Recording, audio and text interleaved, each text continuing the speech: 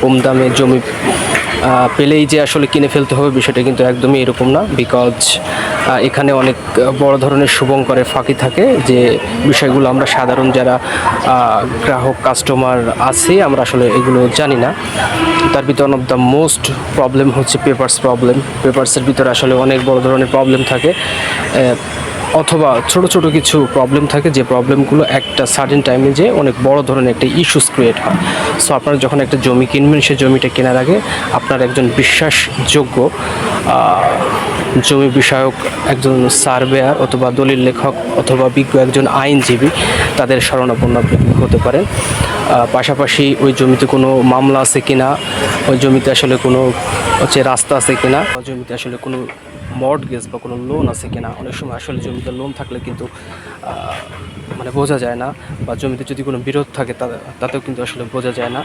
আবার জমির যে ম্যাপ বা যে নকশা ম্যাপ আছে, সেই নকশা ম্যাপ অনুযায়ী আপনি আসলে জমিটা পাচ্ছেন কিনা, এটাও কিন্তু অনেক বড় ধরনের একটা রিজন। তার মানে আসলে জমি শুধু কম দামে পাইলেই যে আসলে লাফিয়ে পড়তে হবে, বা কম দাম পাইলেই যে একটা এক্সাইটমেন্ট নিজের ভিতর চলে আসবে, বা কম দাম পাইলেই যে আপনি আসলে বগল বাজাবেন, বিষয়টা কিন্তু এরকম না।